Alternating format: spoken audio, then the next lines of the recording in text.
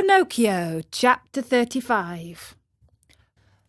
Pinocchio, as soon as he had said goodbye to his friend the tunny, tottered away in the darkness and began to walk as well as he could toward the faint light which glowed in the distance. As he walked, his feet splashed in a pool of greasy, slippery water, which had such a heavy smell of fish fried in oil that Pinocchio thought it was Lent. The farther on he went, the brighter and clearer grew the tiny light. On and on he walked, till finally he found... I'll give you 1,000 guesses.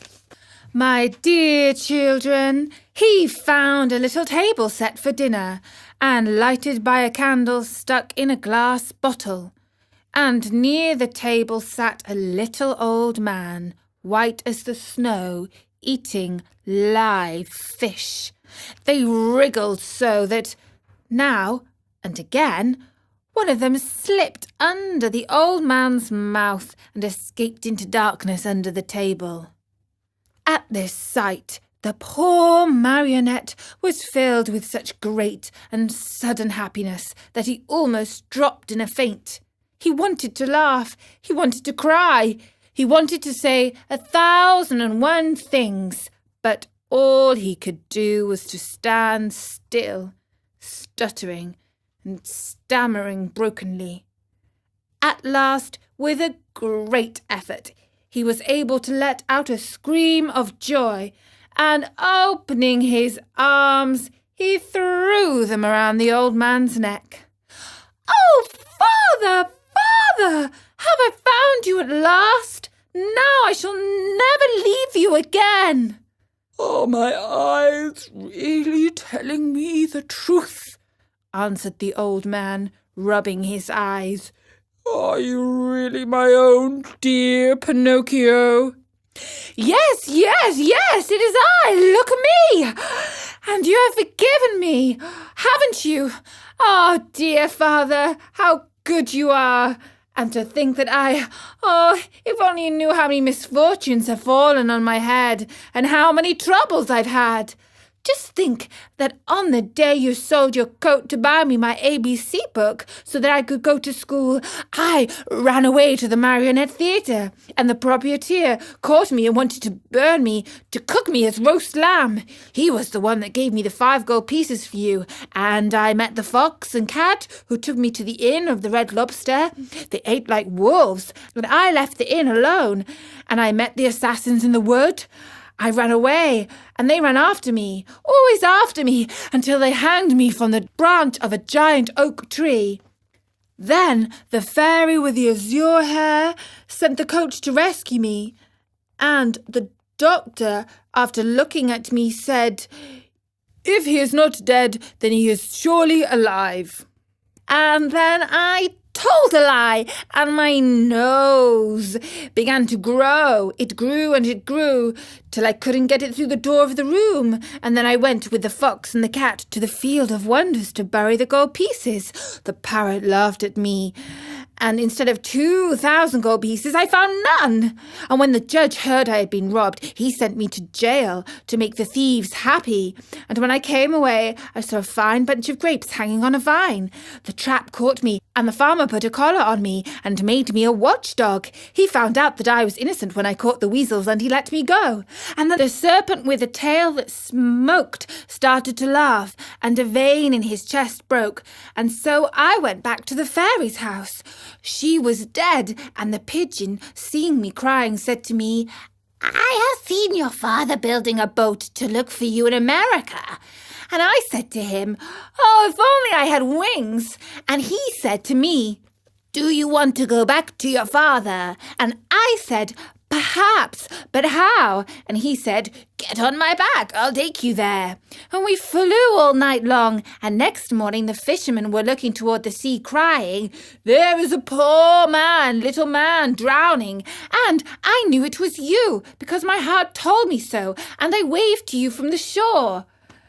I knew you also, put in Geppetto, and I wanted to go to you, but how could I? The sea was rough, and the white caps overturned the boat. Then a terrible shark came out of the sea, and as soon as he saw me in the water, swam quickly toward me, put out his tongue, and swallowed me as easily as if I'd been a chocolate peppermint. And how long have you been shut away in here? From this day to this day. 2 long weary years, 2 years, my Pinocchio, which have been like 2 centuries. And how have you lived? Where did you find the candle? And the matches with which to light it? Where did you get them? You must know, in the storm which swamped my boat, a large ship also suffered the same fate. The sailors were all saved, but the ship went right to the bottom of the sea, and the terrible shark that swallowed me swallowed most of it. What? Swallowed a ship? Asked Pinocchio in astonishment. At one gulp. The only thing he spat out was the mainmast, for it stuck in his teeth.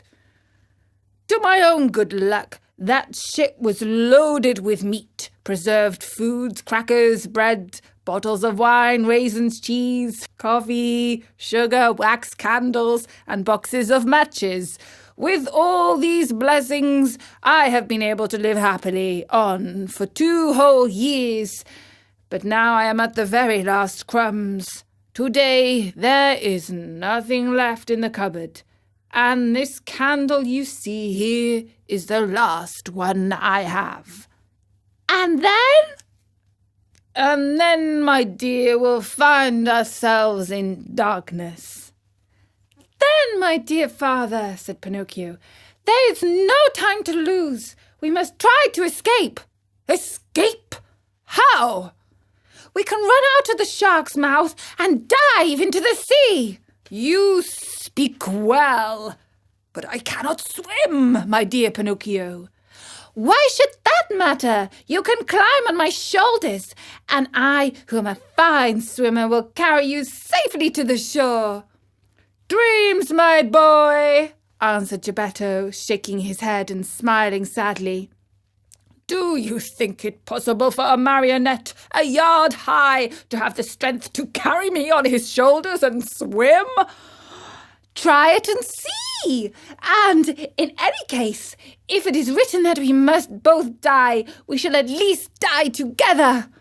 Not adding another word, Pinocchio took the candle in his hand, and going ahead to light the way, he said to his father, Follow me and have no fear.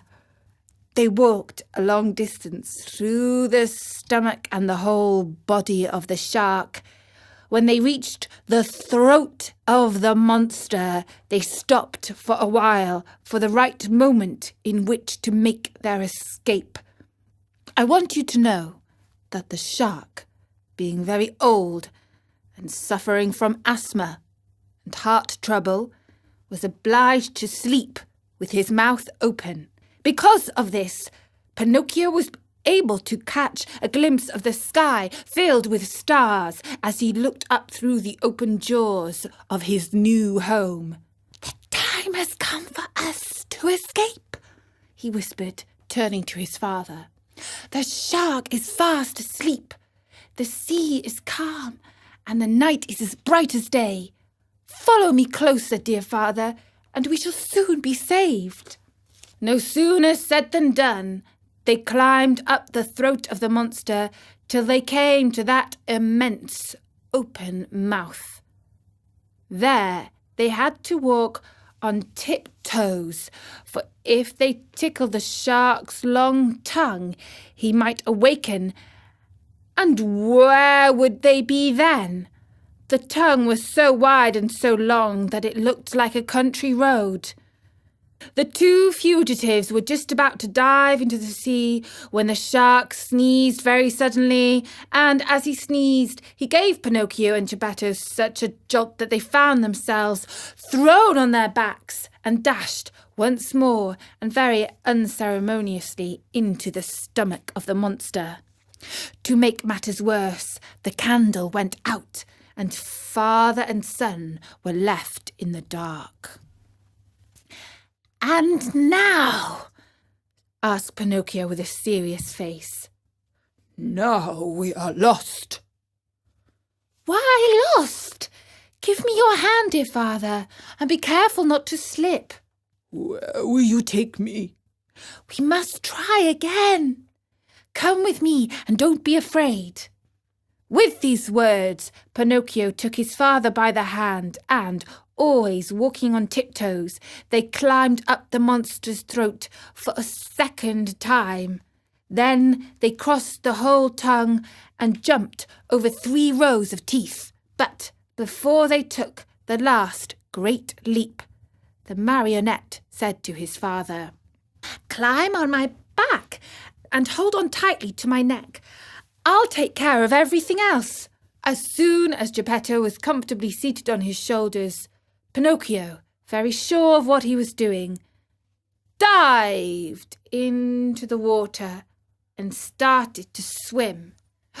The sea was like oil, and the moon shone in all splendor, and the shark continued to sleep so soundly that not even a cannon shot would have woken him.